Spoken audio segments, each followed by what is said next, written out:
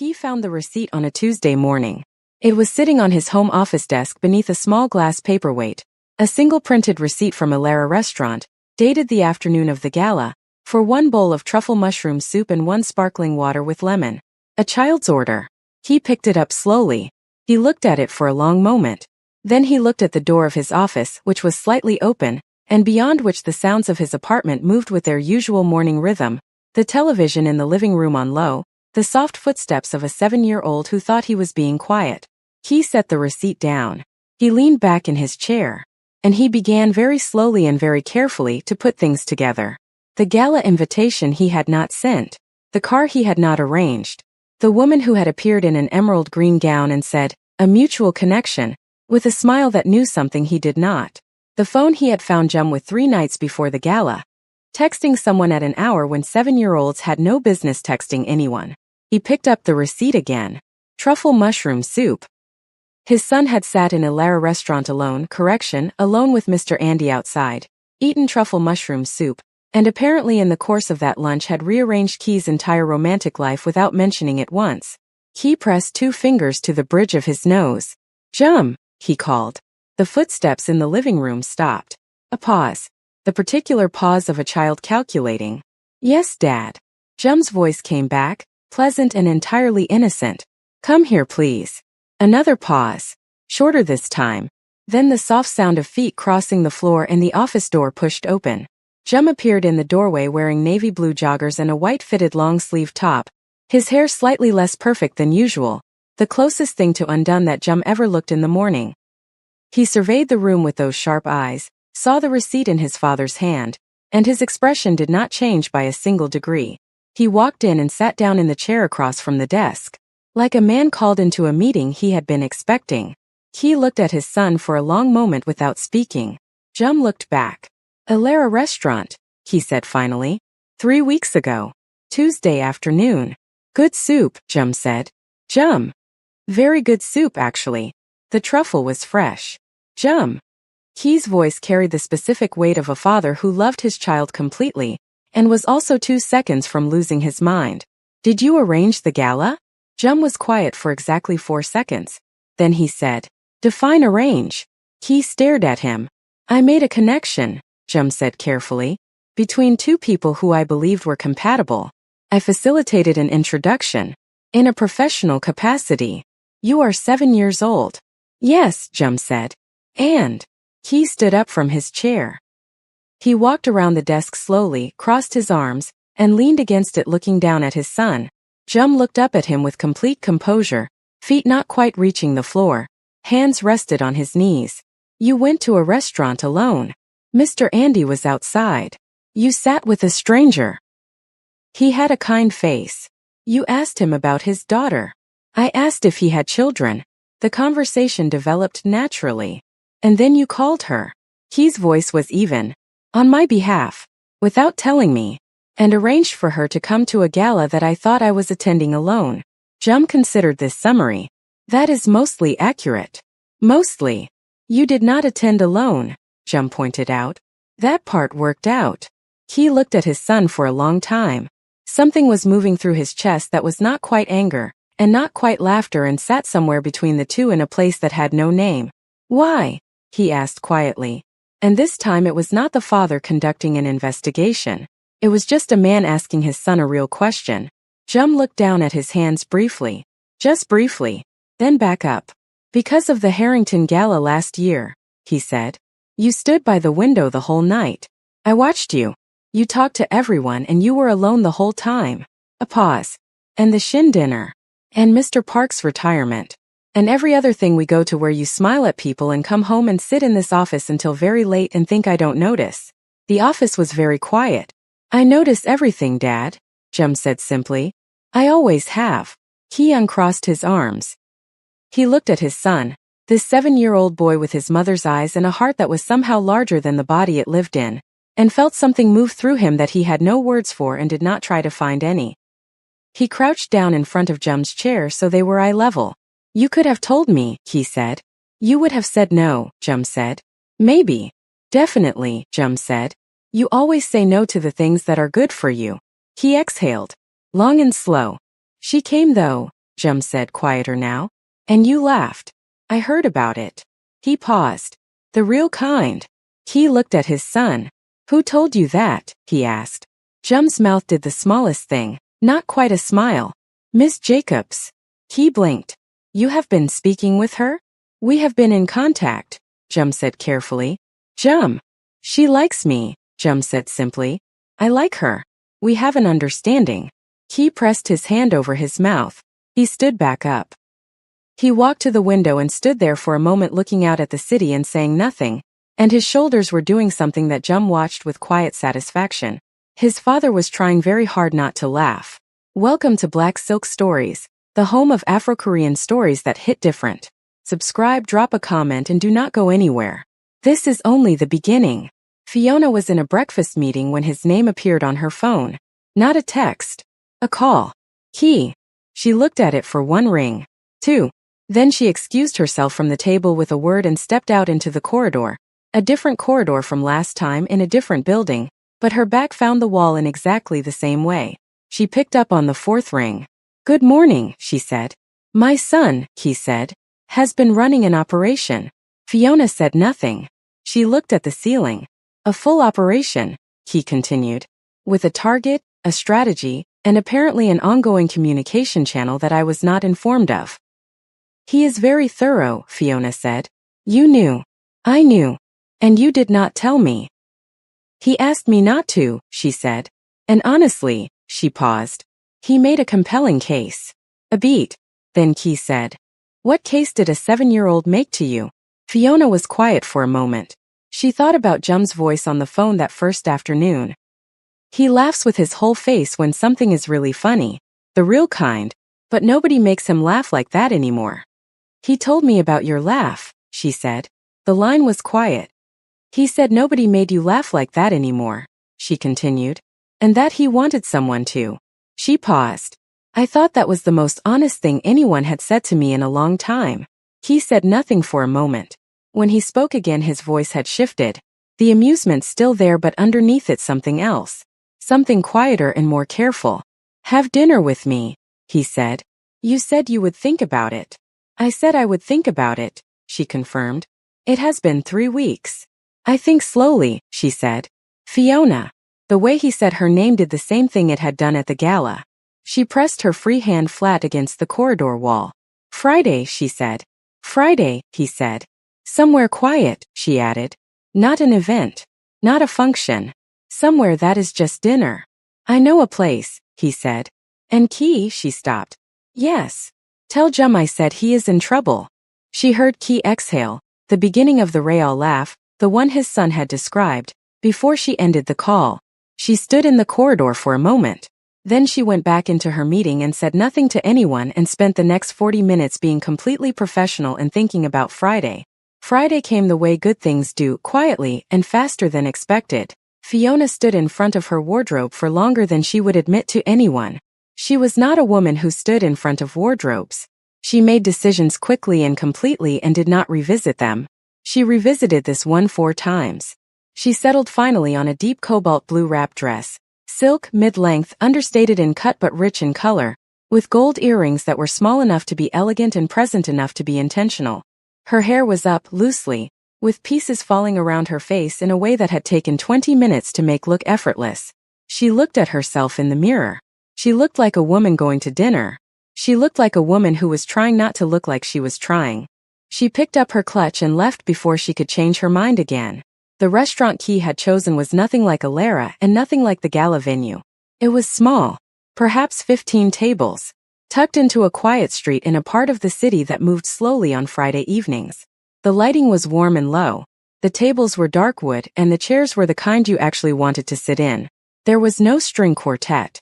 Soft music moved through the space like weather, present but not insisting on itself. Key was already there when she arrived. He was sitting at a corner table, not by the window this time but slightly back from everything, and he was wearing a deep olive green shirt, open at the collar, no tie, no jacket, and dark trousers, and he looked so entirely different from the gala version of himself that Fiona paused in the entrance for just a moment. He looked up. He stood. Not with performance. Just he stood the way someone does when a person they have been thinking about walks through the door. You came, he said. You keep acting surprised, she said, sliding into the seat across from him. I keep being surprised, he said. She looked at him across the small table. This close, without the gala's grandeur and crowd and occasion around them. He was more present somehow. More actual. The stillness she had noticed at the gala was still there, but it was warmer here. Less armor. More just him. No Jum tonight, she asked. He wanted to come, he said. I told him no. How did he take that? He said, and I am quoting directly, fine. But don't waste it. Key's mouth curved. Then he went to his room, and I am fairly certain he was on his phone within 4 minutes. Fiona laughed. He texted me at 6:30 this evening. Key closed his eyes briefly. What did he say? He said. She picked up her phone and read it aloud. Wear something with color. He notices color. Also do not let him order for you. He will play it safe. Order something that surprises him. Good luck. I believe in you. She put her phone down. And then a small fist emoji. Key looked at the table. His shoulders were moving. I am so sorry. Do not apologize, Fiona said. He was right about the color. She tilted her head slightly. You noticed. Key looked at her cobalt blue dress. Then back at her face. Immediately, he said. The waiter came. Fiona ordered the miso glazed sea base without looking at the menu for longer than 30 seconds. Key ordered the same and then caught himself and changed to the short rib because Jum's voice was apparently now permanently installed in his head saying, don't let him play it safe. Fiona watched this happen with quiet amusement. Did you just take his advice? I don't know what you're talking about, Key said. They talked through dinner the way people do when they have been waiting to talk properly and did not know it until they started. Not about business. Not about the Mafia world that sat at the edge of everything Key was. They would get there, Fiona knew, but not tonight. Tonight was smaller and more important than that. Tonight was the kind of conversation where two people find out if the person they have been thinking about is actually real. He was real. That was the thing she had not entirely prepared for. He talked about Seoul. The neighborhood he grew up in, the street food he still thought about, the particular smell of his grandmother's kitchen that he had never found anywhere else in the world and had stopped trying. He talked about Jum's first day of school, how Jum had walked in without looking back and Key had been the one standing at the gate unable to move for 10 minutes. He talked about the first building he ever restored. Not a hospital, just a small community hall in a part of the city nobody was paying attention to, and how it had felt when he saw children using it for the first time. He did not talk about power. He did not talk about money. He did not talk about any of the things men like him usually led with. Fiona found herself talking too. More than she had intended. About her father and the particular safety of his voice. About the company she had built from a single room and a laptop that overheated if she used it for more than 2 hours. About the version of herself she had put away in order to become the version that closed $300 million deals without blinking. And how sometimes in quiet moments she missed her without knowing what to do about it. He listened. He did not rush past the difficult parts. He did not soften them or redirect. He just received them. The way someone does when they understand that listening is not passive. You put her away, he said quietly when she had finished. The other version of you. It was necessary, Fiona said. Was it? She looked at him. You sound like Jum. Jum is smarter than both of us, he said. We have established this. She smiled. Looked at her wine glass. Maybe I put her away because nobody made it feel safe to keep her out. The table was quiet. He reached across and touched her hand. Not a hold, just a touch. Brief and deliberate and warm. She can come out now, he said. If she wants. Fiona looked at his hand. Then at his face. Then she turned her hand over beneath his. Not pulling away, just turning, so that her palm met his. It lasted 4 seconds. Then the waiter arrived with dessert menus and the moment folded itself away neatly, the way good moments do, into something they would both carry without saying so. At 9:45 Key walked her to her car. The street was quiet. The evening had cooled and the city around them was doing the particular thing it did on Friday nights. Alive but not urgent, full of people who had nowhere they absolutely had to be. They stood beside the car and neither of them moved to end the evening immediately. Jum will want a full report, Fiona said. Jum will have already composed a list of follow-up questions, he said. She laughed. He watched her laugh and did the thing he had been doing all evening. This small private thing where he looked at her for just a half second longer than the moment required. like he was making sure she was still real. "I want to see you again," he said. Straight and simple the way he did everything. "That is very direct," she said. "I find it saves time," he said. "We are both busy people." "We are," she agreed. "So." He looked at her. "Can I see you again?" She considered him. This man who had laughed with his whole face over dinner twice. Who had changed his order because his 7-year-old son told him not to play it safe. Who had sat across from her and received the parts of her she did not usually put on the table, and had not made her feel exposed for it. "Yes," she said. "Just that. Clean and complete." He nodded once. And the way he did it, quietly like something had settled in him, made her chest do the thing she had stopped arguing with 3 weeks ago. She got in the car. He stood on the pavement until it pulled away. She had been home for 20 minutes when her phone buzzed. "How was it, Jay?" She sat on her bed in her cobalt blue dress with her heels off and typed back. "It was good, Jum." The reply came in 8 seconds. "Define good." She smiled at the ceiling. "Very good." "Did he make you laugh?" "Yes." "Did you make him laugh?" "I believe so." A longer pause this time. Then, "Good. He needs that." "Thank you, Ms. Jacobs." Fiona looked at those 4 words for a moment. Something moved through her chest quietly.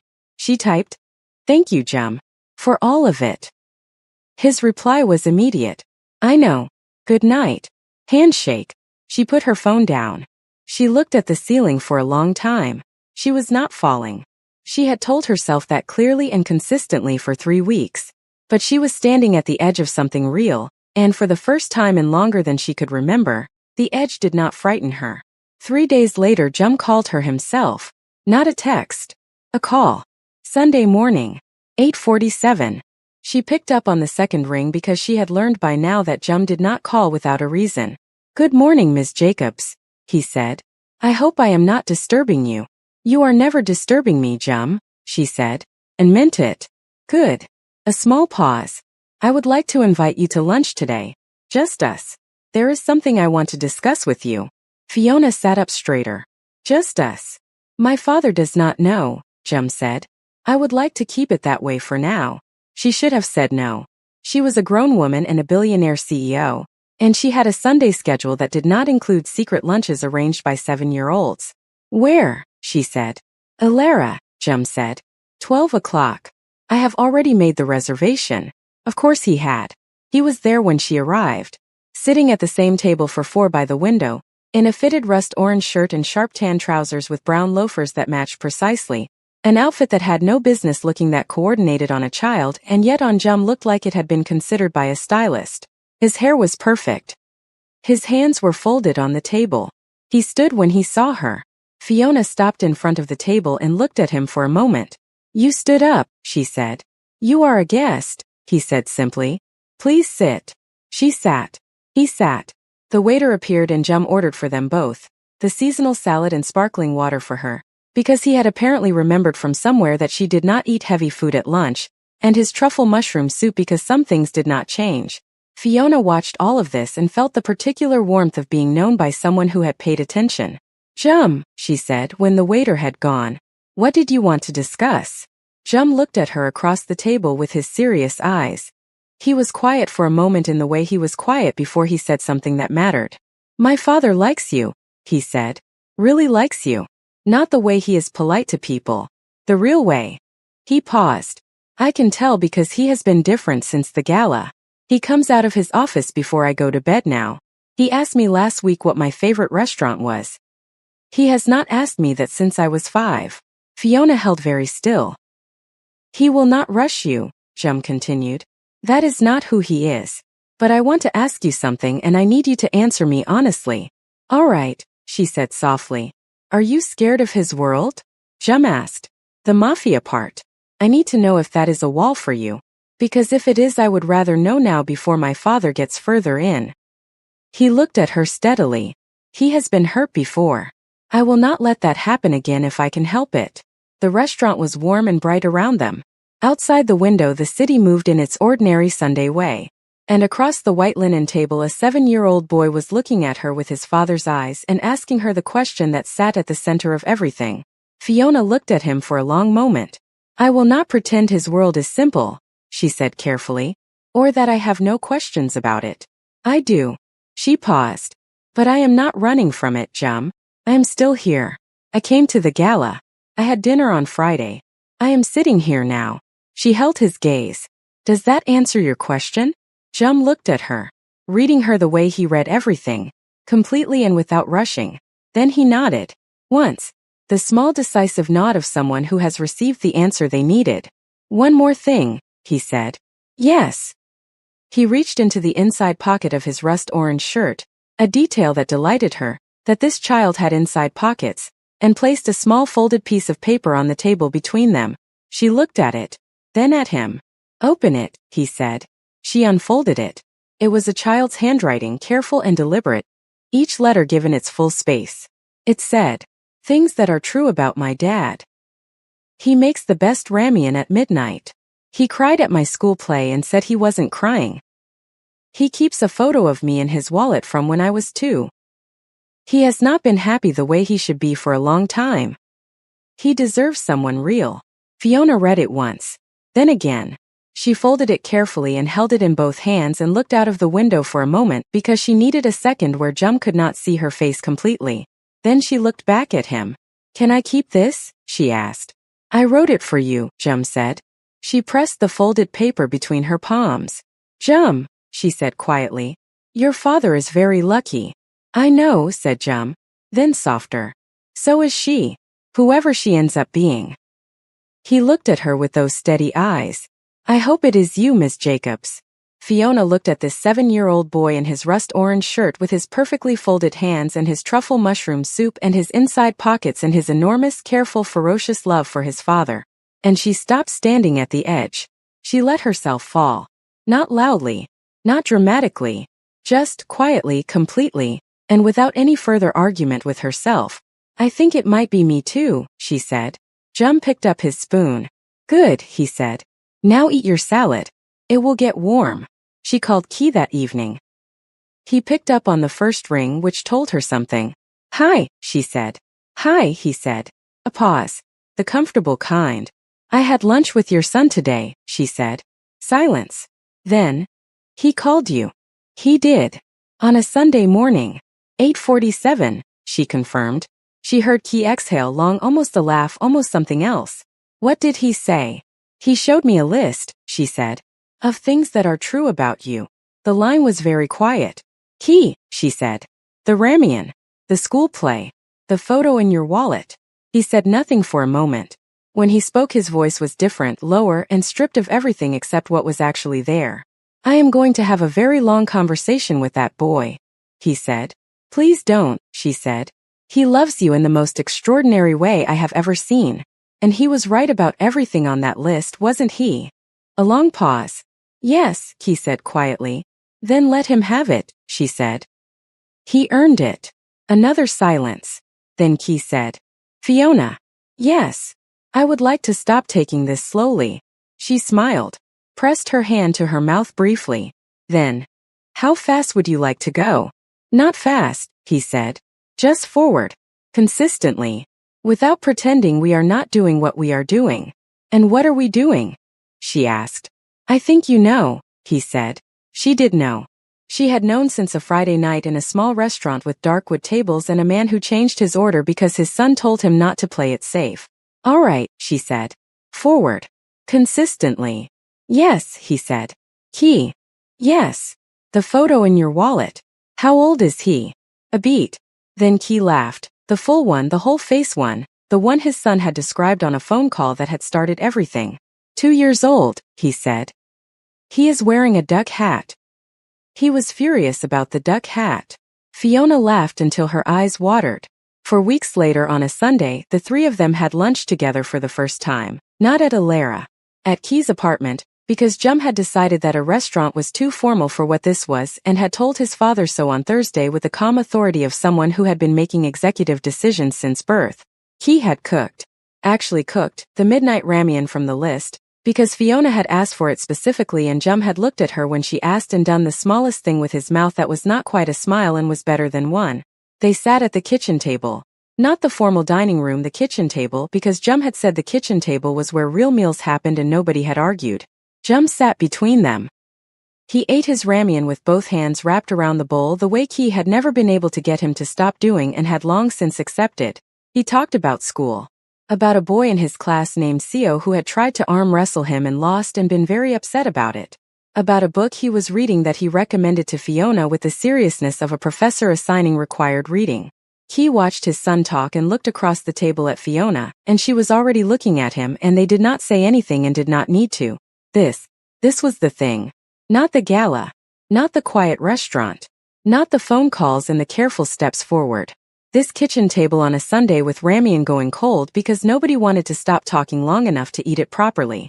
This was where the story actually was. After lunch, Jum cleared the table without being asked, because of course he did, and then announced that he was going to his room to read and that the adults could have the living room. He said the adults with a gravity that suggested he was generously vacating a space he could have kept for himself. At the door of the kitchen he stopped. He turned back. He looked at his father, then at Fiona, then at the two of them together at the cleared kitchen table with the afternoon light coming through the window and the easy quiet of people who had found something real. And Jum, this 7-year-old Korean boy who had walked into a restaurant alone and folded his hands and refused to negotiate and texted strangers and written lists and ordered truffle mushroom soup and pulled a woman he had never met by the hand and decided with complete and unshakable certainty that he knew what his father needed. Jum smiled. Not the small almost smile. The real one. Full and warm and entirely his own. Good, he said softly. To no one in particular. To both of them. To the room. Then he turned and walked to his room and closed the door quietly behind him. Ki looked at Fiona. Fiona looked at Ki. He is never going to let us forget this, Ki said. Absolutely never, Fiona agreed. He will tell this story at every dinner for the rest of our lives. In detail, she said. With receipts. Possibly literally. Ki smiled. The whole face kind. Good, he said. And meant it completely. Some people spend their whole lives looking for the thing that makes the ordinary feel like enough. Ki found it at a kitchen table on a Sunday. Fiona found it in a folded piece of paper with a child's handwriting. And Jum had known all along. He always does. This has been my little matchmaker. A Black Silk Stories original. If this story found you at the right time, if it made you feel something you needed to feel, if Jum made you smile in a way you were not prepared for, then you are exactly who we write for. Like this story. Share it with someone who needs it. Subscribe and stay close. We write Afro-Korean love the way it deserves to be written, real, warm, and completely unforgettable. Black Silk Stories, where Afro-Korean love hits different.